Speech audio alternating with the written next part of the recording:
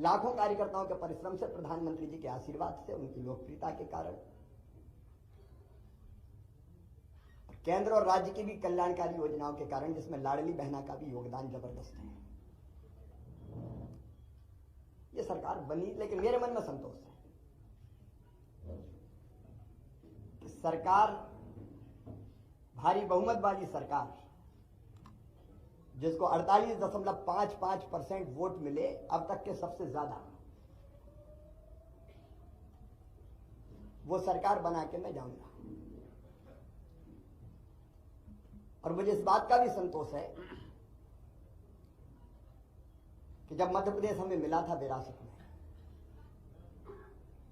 तो एक पिछड़ा और बीमारू मध्य प्रदेश मिला था। एक लंबा सफर हमने विकास और प्रगति का तय किया, और इन वर्षों में मैंने, मुझ में जितनी क्षमता थी, मुझ में जितना सामर्थ्य था, मैंने पूरा झोंक के अपने प्रदेश के लिए और जनता के कल्याण के लिए काम करने की कोशिश की। देखिए, काम कभी समाप्त नहीं होता। विकास का एक चरण पूरा होता है तो फिर दूसरा प्रारंभ होता है। विकास की यात्रा अनंत है। अब तक हमने जो यात्रा, जो सफर तय किया है, वो संतोष देने वाला है। आगे मोहन जी के नेतृत्व में ये सफर और ऊंचाइयों पे जाएगा।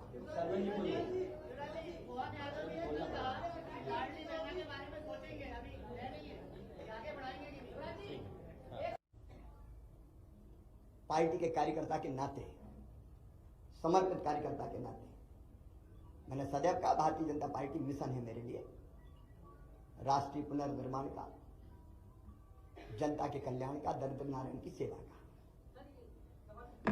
वो काम लगातार चलता रहेगा। मैं अंत में इतना ही कहता हूं कि मुख्यमंत्री रहते हुए भी जनता से मेरे रिश्ते कभी मुख्यमंत्री और जनता के नहीं रहे, परिवार के रिश्ते रहे हैं। मामा का रिश्ता है प्यार का रिश्ता, और भैया का रिश्ता है विश्वास का रिश्ता।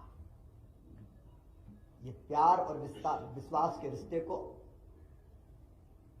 जब तक मेरी सांस चलेगी तब तक मैं टूटने नहीं दूंगा। एक महिला सशक्तिकरण मेरे लिए वोट प्राप्ति का जरिया नहीं है, तो मेरी अंतरात्मा से निकला। क्योंकि बचपन से मैंने बेटियों की अपने गांव में ही और बहनों की दुर्दशा देखी थी। बेटियां कोख में मारी जाती थी। उस पीड़ा ने जन्म दिया लाडली लक्ष्मी जैसी योजना को। उसके पहले भी कुछ पत्रकार मित्र जानते हैं, जब मैं कुछ नहीं था तब भी मैं बेटियों की शादी करता था। मैंने सोचा नहीं था कि मैं कभी मुख्यमंत्री बनूंगा। ये तो भारतीय जनता पार्टी ही ऐसा दल है जो साधारण कार्यकर्ता को उठा के ले जाती है। मेरी कल्पना नहीं थी,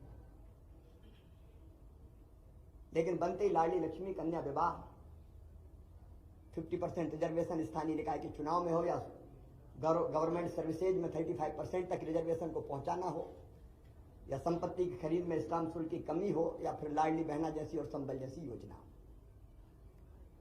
वो योजना बना के अपनी बहनों की जिंदगी में और बेटियों की जिंदगी में हम खुशी के पल ला पाए।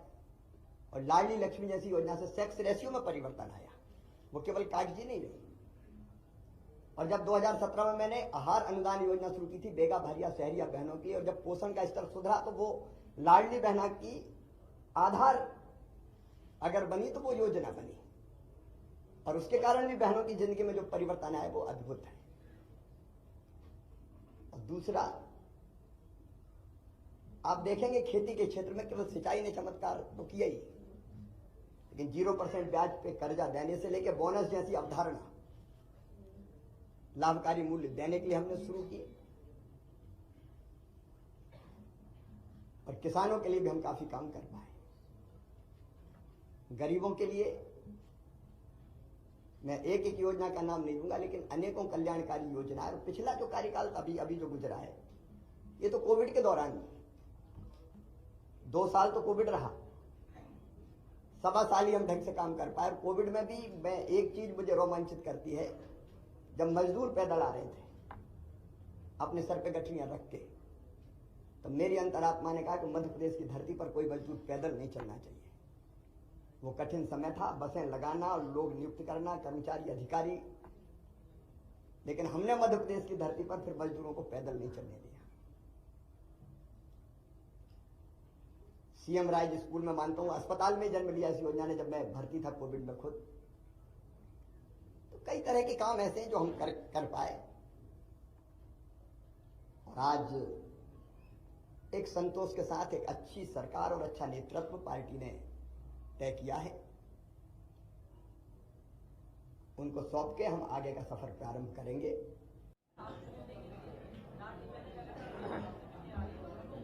तो बहन भाई तो मिलते रहेंगे, इसमें कौन, भाई और बहन का रिश्ता सदैव रहेगा, उसमें कोई, और इस काम को हमारी पार्टी की सरकार आगे बढ़ाएगी।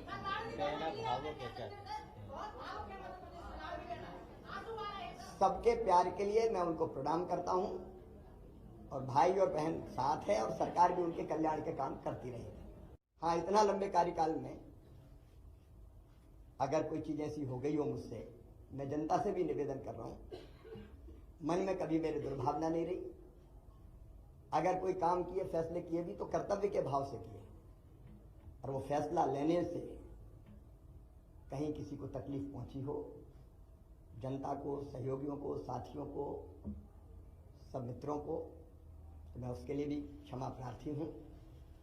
और एक कार्यकर्ता के नाते प्रदेश की जनता की मैं सेवा करता रहूंगा, और पार्टी का एक विनम्र कार्यकर्ता के रूप में पार्टी के मैं काम करता रहूंगा।